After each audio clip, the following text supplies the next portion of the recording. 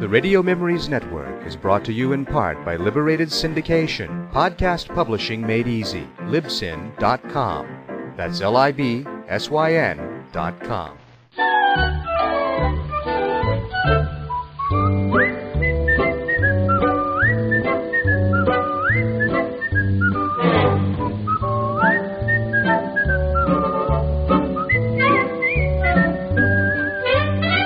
Colgate Dental Cream to clean your breath while you clean your teeth and help stop tooth decay, and Luster Cream Shampoo for soft, glamorous, caressable hair bring you Our Miss Brooks, starring Eve Arden. It's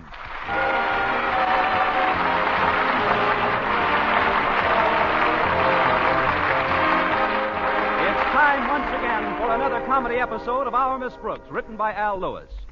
Well, it's always pleasant to welcome back a friend who's been away. That's why our Miss Brooks, who teaches English at Madison High School, was happy to be on her way to school a bit earlier than usual last Friday morning. Yes, last Friday, Mr. Boynton was due back from a biologist convention, which had lasted for 3 weeks. I had heard from him during his absence, of course. In fact, he sent me one passionate postcard after another. 2 altogether. But shy or not, a man is a man. Or, as the French would say, c'est la vie, c'est l'amour, which means a man is a man. That's why I had Walter Denton pick me up so early last Friday. I hope we get to school before Mr. Boynton does, Walter. Oh, we will, Miss Brooks. This little old buggy will have you down to school in nothing flat. I'll settle for with nothing flat. It'll feel rather strange seeing Mr. Boynton again. I wonder how he'll seem to me after being away so long. Oh, he probably hasn't changed any. Just a big, tall, dark-haired, good-looking guy with a sparkling smile and a throbbing voice. Yeah, who needs him? He sure is attractive to girls. If it wasn't for the fact that she's so daffy in love with me, even Harriet Conklin would go for him. Harriet? But she's only a young girl. Is there an age limit? Out of the mouths of babes. And I took Harriet to the movies last night. We saw Humphrey Bogart and Tokyo Joe. And after the picture, we both got the same thought at the same time. How much Mr. Boynton reminded us of Bogey. Mr. Boynton reminded you of Bogey? Well, sure, Miss Brooks. You see, in the picture, Bogey goes back to Japan after the war and finds out that the wife whom he thought was dead isn't. And boy, what he goes through to get that wife back. And that's what made us think of Mr. Boynton. What? He goes through almost as much not to get a wife. Present company included. But I must admit I'm looking forward to seeing him again. Me too. In fact, I'm bringing him a little gift this morning. It was Harriet Conklin's idea. We were having lunch yesterday in the school cafeteria, and she suggested that we all show him how glad we are he's home in a concrete way. What are you getting him, a building? No, miss. No, we're all getting something different. Miss Enright happened to be at the table when Harriet mentioned it, and she got all excited about the idea. She would. Oh, I forgot. You're not overly fond of Miss Enright, are you? I've got nothing against her, Walter. She's a very good English teacher. She speaks very highly of you, Miss Brooks.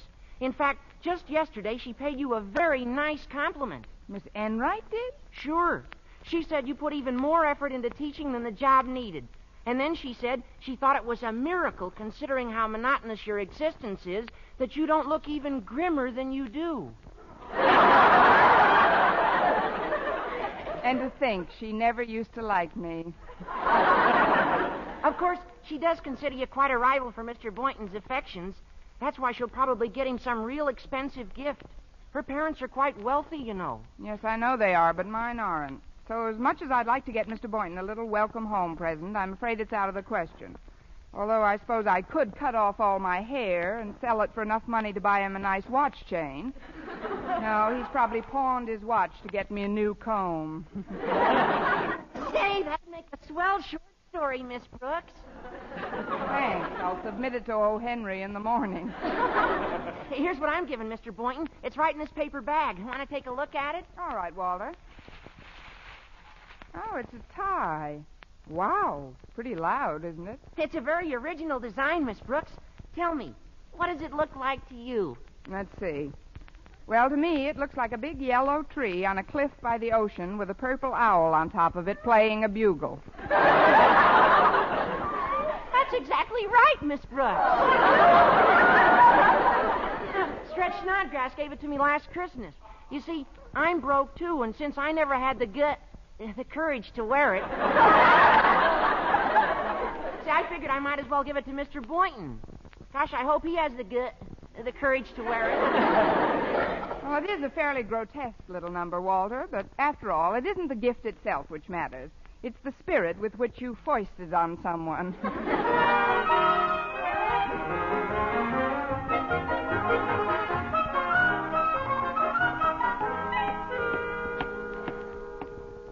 Well, here's the biology lab, Miss Brooks. Shall we go in and welcome back our hero together? If our hero has arrived, it might be a nice idea, but first Oh, look who just came out of the lab. Miss Enright. Good morning, Walter. Hi, Miss Enright. And dear Miss Brooks. I hate to be the bearer of such evil tidings, but your quarry hasn't been sighted yet. My quarry? You were here when I arrived, remember? Well, I just wanted to leave a little welcome home gift for Mr. Boynton. I assure you I haven't spent 2 seconds hanging around this door. Oh, I'm sure you haven't, Miss Enright, but tell me one thing. Did you sleep with your paws over the threshold or under the threshold? Excuse me, ladies, but I'm going to leave my little gift on Mr. Boynton's desk, too. Well, Miss Brooks, I suppose you're waiting to deliver your humble little offering to Mr. Boynton in person. No, Miss Enright, to be perfectly honest with you. Please, Miss Brooks, it's a little early in the morning for fantasy. But even if you were going to tell me that you haven't bought anything for Mr. Boynton, I assure you that your method of spreading the welcome mat is very effective. What do you mean? Well, you're wearing it, aren't you? Now, Well, no. Really, I don't mean to criticize your get-up, my dear. I realize that on a teacher's salary, dressing well takes more than good taste, even if you had any. But you see, I don't have to depend on my earnings to get along. Mama and Papa have always been extremely well off. they didn't know how well off till you were born. Well, I'd better be on my way. I can't afford to engage in a common hair-pulling contest. Not when you get your hair at I.J. Fox, you can't.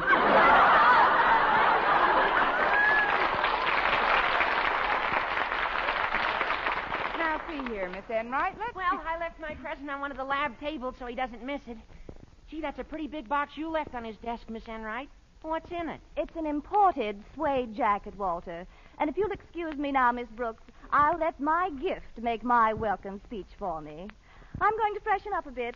If I were you, darling, I'd do the same thing. If I were you, so would I. Oh, well, this is great. All I've got for Mr. Boynton's homecoming is a big, fat, empty handshake. Don't you believe it, Miss Brooks. I wouldn't let you be caught in a predicament like that.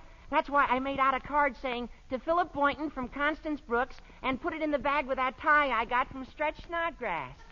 That tie? Well, it was very considerate of you, Walter, but alongside of Miss Enright's jacket, that tie is bound to suffer. In fact, it looks like it's suffering by itself. Well, I did think of that, Miss Brooks. I'm sorry, Walter. I just can't accept your favor. Yeah, but Miss Brooks... I'm sorry. I've got to hurry into the lab and get that tie before Mr. Boynton lays eyes on it. I'd be embarrassed to death if he thought that I... Hello, Miss Brooks. You're looking for me? Why, Mr. Boynton, I didn't know you were back. Oh, yes, sir. Hi, Walter. Let's go into the lab, huh? Okay, Mr. Boynton. The lab? Not yet. Don't you think you ought to say hello to our principal, Mr. Conklin? Oh, I just left his office. I brought him a little souvenir from the biologist convention. Oh, it was quite a meeting, Miss Brooks. Come on in the lab for a minute. I want to talk to you. Well, let's go in, Miss Brooks. Everything will be all right. Oh, but that tie with the owl. Oh, it's good to get back, all right. Same old blackboard, same lab tables, equipment, and... Say, well, what's this little bag? Open it, why don't you? Maybe it's a present from someone. A present? Ah, it's a tie. Ah! What happened? Did the tree fall off the cliff? Oh, wait a minute. This is identical to the tie I gave Stretch Snodgrass last Christmas. You gave it to Stretch? It certainly gets around. I remember it very well. I thought it was all right to give to a young kid, but... Oh, here's a card that came with it. Don't read it. Oh, that's okay, Miss Brooks. Let him read it. It says, to Philip Boynton from Daisy Enright. Daisy Enright? But Look at that big box on your desk, Mr. Boynton. Why don't you go over and open that? Another package? What is this, anyway? Let's take a look at this situation. That's what I tried to tell you in the hall, Miss Brooks. I figured the tie would look like nothing next to Miss Enright's gift, so I switched the cards. What? Well, this is a surprise. Oh, what a beautiful suede jacket. Miss Brooks, you shouldn't have done it. I didn't.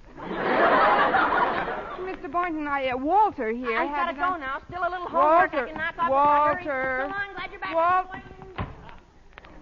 Well, Miss Brooks, this convinces me of something I've always felt to be true, that your sensibilities, your generous nature... Oh, look, Mr. Boynton, I just... Well, now, just comparing this exquisite jacket with that ridiculous tie of Miss Enright's, it's just overwhelming. You like the jacket, huh?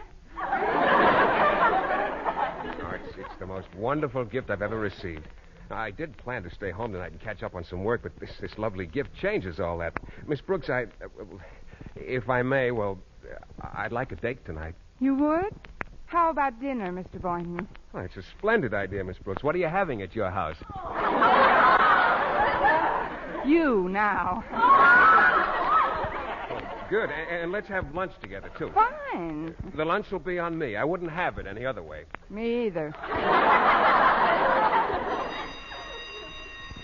Well, there's the bell for class, Miss Brooks. Yes, I'd better get going, but Mr. Boynton, I'd appreciate it if you'd help me to the door. Help you? Yes.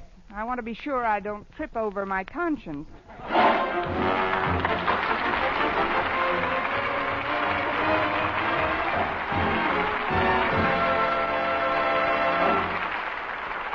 Our Miss Brooks, starring Eve Arden, will continue in just a moment. But first, here is Vern Smith. Now, proof that brushing teeth right after eating with Colgate Dental Cream helps stop tooth decay before it starts. Continuous research, hundreds of case histories, makes this the most conclusive proof in all dentifrice research on tooth decay. Eminent dental authorities supervised hundreds of college men and women for over 2 years. One group always brushed their teeth with Colgates right after eating. The other followed their usual dental care. The group using Colgate Dental Cream as directed, using Colgates exclusively, showed a startling reduction in average number of cavities, far less tooth decay. The other group developed new cavities at a much higher rate. No other dentifrice offers proof of these results. Modern research indicates decay is caused by mouth acids, which are at their worst after meals or snacks. When you brush your teeth with Colgates right after eating, you help remove acids before they can harm enamel. Yes, Colgates contains all the necessary ingredients, including an exclusive patented ingredient for effective daily dental care. And remember, Colgates cleans your breath while it cleans your teeth.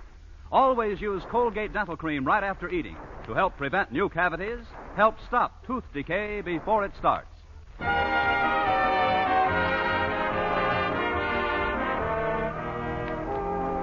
Well, when lunchtime arrived, I hurried toward the cafeteria to keep my date with Mr. Boynton. But as I passed the principal's office, Mr. Conklin's daughter, Harriet, bounded toward me from behind a potted plant. Hi, Miss Brooks. Daddy wants to see you before you go to lunch. Naturally. But before you go in, I've got some wonderful news for you. What do you think I just found? Miss Enright lying at the foot of a stairway. No. I've discovered the most devastating welcome home gift for Mr. Boynton. I got it in a store around the corner. Here, I'll open it for you. It's a hand-painted silk handkerchief, Miss Brooks. Look at it. Well, what does the pattern look like to you? To me, it looks like a big yellow tree on a cliff by the ocean with a purple owl on top of it playing a bugle. That's exactly right. Isn't it the end? I hope so. It was part of the set, but I couldn't afford the extra 65 cents for the tie that went with it. Don't let that worry you, Harriet. Maybe Mr. Boynton will just happen to have a tie with a yellow tree and an owl on it. And did you notice this, Miss Brooks? Right under the yellow tree on one of the green branches is the initial B. Get it? B for Boynton. Or Billius. It's really very pretty, Harriet, and I'm sure Mr. Boynton will love every twig of it, but I'd better get in to see your father. Okay, Miss Brooks. See you in the cafeteria when you're finished with Daddy, or vice versa. Come in. Well, it's Miss Brooks. Sit down, won't you? Over here by my desk. That's where all my friends sit when they drop in to see me.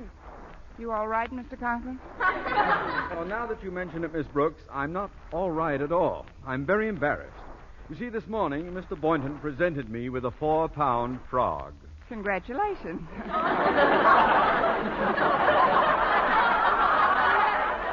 What are you going to call it? It's this brass ornament you see before you, and that's the crux of my embarrassment.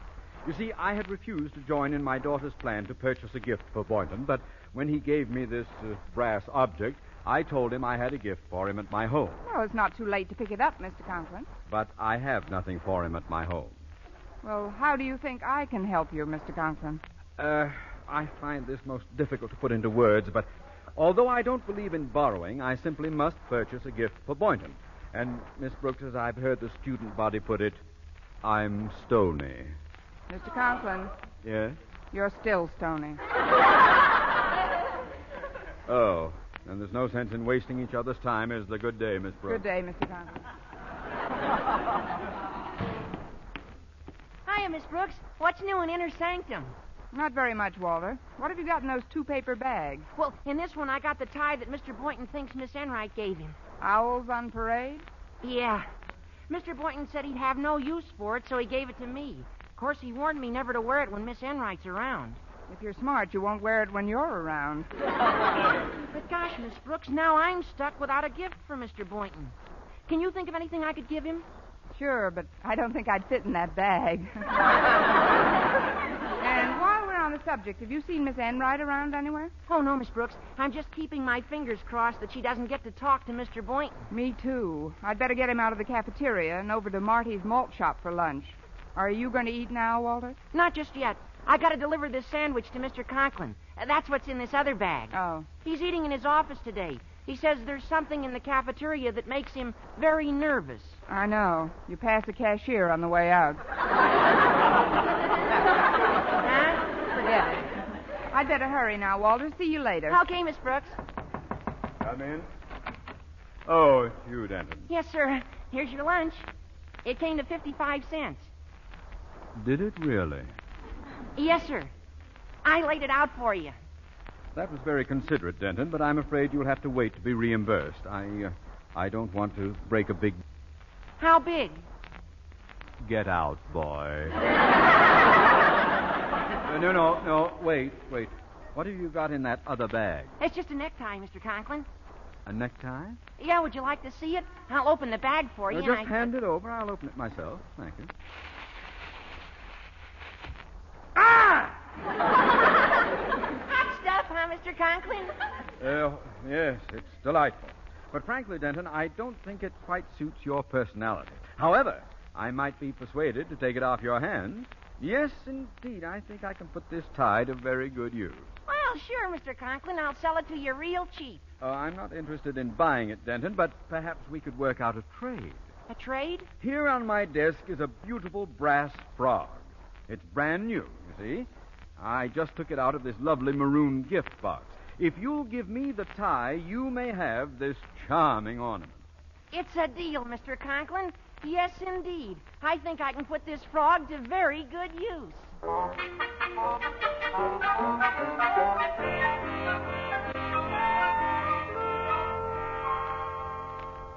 I'm glad I caught you before you went home, Mr. Boynton. This is the first chance I've had to give you this little homecoming present. Another present? My goodness.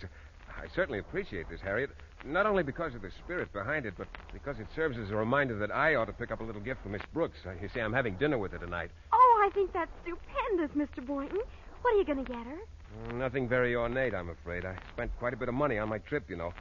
Oh, by the way, what's in this package you've given me? It's a hanky with your initial on it. A big B. B for Brooks. I mean Boynton. I had it gift wrapped for you, Mr. Boynton.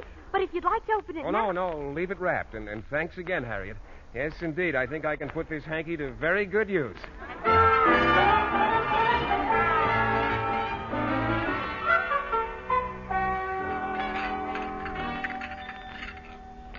Do you think Mr. Boynton enjoyed the dinner, Connie? Oh, I'm sure he did, Mrs. Davis.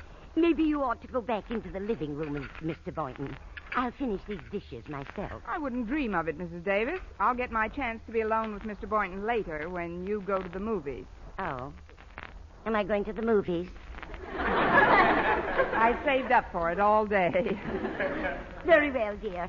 But before I go, I'll make some coffee for the others. Others? I forgot to tell you, Connie. Me and that absent mind of mine. Mr. Conklin called late this afternoon and said he missed Mr. Boynton at school, so he'd drop over tonight with a little gift he had for him. Oh. That was right after Walter Denton called, and he said he'd be over with his little present. This is the earliest Christmas we've ever had. Now go on inside, Connie. Forget the dishes. Thanks, Mrs. Davis. See you in a few minutes. Well, Miss Brooks, you all finished with the dishes? Mrs. Davis gave me time off for good behavior. I don't want you to think I neglected to bring you a little memento of my recent trip. It's just that I was waiting for the propitious moment to present it to you, and, well, I think this is it. Here, Miss Brooks, I hope you like it. Why, Mr. Boynton, what a beautifully wrapped package. Oh, it's a shame to open it, but I'm so curious to find out what it is. So am I. That is, I'm curious to see how you like it. You don't like it? I love it. May I see it, please? Surely. Here. Oh, thanks. I'll just... You don't like it? Oh, I love it. You have no idea how difficult it was for me to get a handkerchief like this with a design to match the tie Miss Enright gave me this morning. Yeah, I don't know. I know I didn't seem too crazy about it at first, but it kind of grew on me. Look, it's initialed B for Brooks. Or bought by Harriet. Mr. Boynton, if that tie grew on you so swiftly today, why did you palm it off on Walter Denton? Walter who? Well, hadn't you better answer the front door, Miss Brooks? It's not locked. Come in. Oh, good evening, Miss Brooks, Mr. Boynton. Good evening, Mr. Conklin. I'm certainly glad to see you. He sure is. My daughter Harriet told me you were having dinner here, Boynton, so I thought I'd drop over and present you with this little welcome home gift I promised this afternoon. Here. Oh, thank you, Mr. Conklin. Shall I unwrap it now? If you wish. One thing about Osgood Conklin, he never stints on gifts. I bought this original creation in the most exclusive haberdashery in town.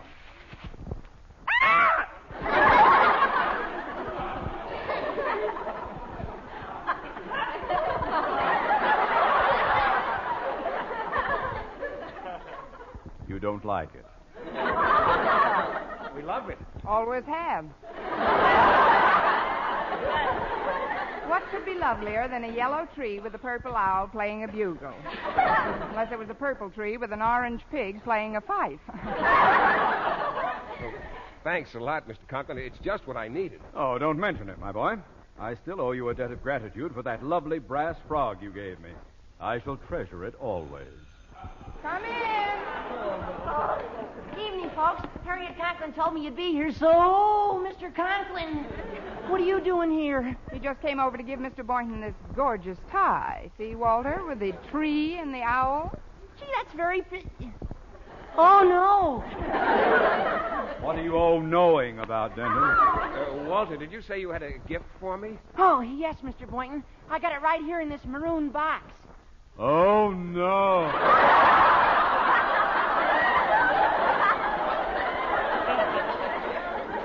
What are you all knowing about, Mr. Conklin? Denton, I'd better have a word with you in the kitchen, boy. Oh, sure, Mr. Conklin. Just as soon as I give Mr. Boynton this brass frog. Brass frog? Brass frog. Brass frog. Well, thank you, Walter. It certainly is fun exchanging gifts, isn't it? Yes, and tonight we're really exchanging them. Well, it's the idea that counts anyway, isn't it? And I've gotten some swell things that make me almost glad I left Madison so I could come back. Look, Mr. Conklin, how do you like this suede jacket I've got on? Oh, it's extremely attractive, Boynton. Miss Brooks gave me this. Come in.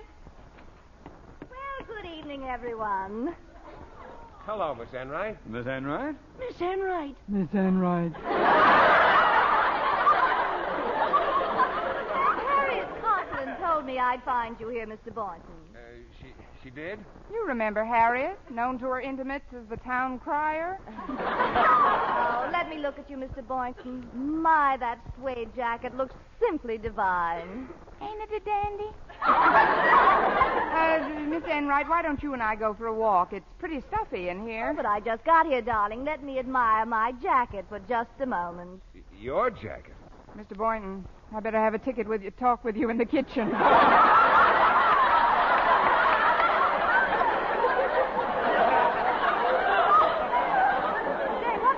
on here. This morning I left a gift for you, Mr. Boynton, on your desk. My card was attached. Well, yes, I got the tie, Miss Enright. But... Tie? I didn't give you a tie. I gave you that suede jacket you're wearing. You? The card said... Miss Brooks, how did you... Miss Brooks, where are you? I'm over here in the closet with the rest of your gifts. What are you doing in there? I'm using the hanky for a blindfold, the tie for a noose, and Gridley, you may fire the brass frog when ready.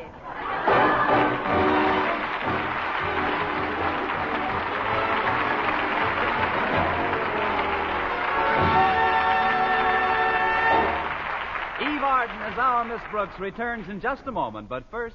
Dream girl, beautiful luster cream girl. Tonight, yes, tonight, show him how much lovelier your hair can look after a Luster Cream shampoo. Luster Cream, world's finest shampoo. No other shampoo in the world gives Kay Daumit's magic blend of secret ingredients plus gentle lanolin. Not a soap, not a liquid. Luster Cream shampoo leaves hair 3 ways lovelier. Fragrantly clean, free of loose dandruff, glistening with sheen, soft, manageable. Even in hardest water, Luster Cream lathers instantly. No special rinse needed after a Luster Cream shampoo. So gentle, Luster Cream is wonderful even for children's hair. Tonight, yes, tonight, try Luster Cream shampoo. Dream girl, beautiful luster cream girl. You owe your crowning glory to a luster cream shampoo. And now, once again, here is our Miss Brooks. Well, I finally realized that there was nothing I could do but be completely honest and admit, in spite of what the consequences might be, that the entire affair was the fault of Walter Denton. Although the embarrassment was pretty evenly distributed, Mr. Boynton felt that the least he could do was see Miss Enright home. And Walter, of course, dropped Mr. Conklin like a hot potato. When they had all gone, Mrs. Davis came in with 6 cups of coffee. Where did everybody go, Connie? Out, Mrs. Davis. Thanks just the same for the coffee, but I'm going to bed now. Just a minute, Connie. I have a little favor to ask of you. You know, everyone gave Mr. Boynton a welcome home gift today except me. Unfortunately, I'm a little short of funds, so I can't buy him anything. But if you don't mind, I'd like to iron that muffler you gave me last Christmas and give it to him in the morning. Please, Mrs. Davis, I've just You know the one I mean, Connie. The one with the yellow tree on the cliff by the ocean with a purple owl. We're a little late, so good night, Mrs. Davis. Next week, tune into another Our Miss Brooks show brought to you by Luster Cream Shampoo for soft, glamorous, caressable hair and Colgate Dental Cream to clean your breath while you clean your teeth and help stop tooth decay. Our Miss Brooks, starring Eve Arden, is produced by Larry Burns, directed by Al Lewis, with music by Wilbur Hatch.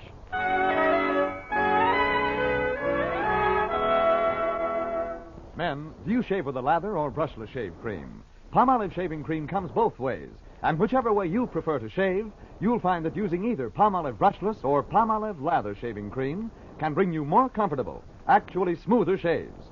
Here's the proof. 2,548 men tried the new Palmolive way to shave described on the tube. And no matter how they had shaved before, 3 out of every 4 got more comfortable, actually smoother shaves. Get Palmolive brushless or Palmolive lather shaving cream today. October 24th is the anniversary of the United Nations Charter and will be observed by almost the entire civilized world. International cooperation is dependent upon you, individual citizens everywhere.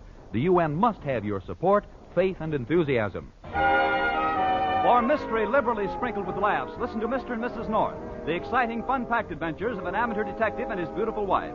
Tune in Tuesday evening over most of these same stations. And be with us again next week at the same time for another comedy episode of Our Miss Brooks. Bob Lamont speaking. This is CBS, the Columbia Broadcasting System.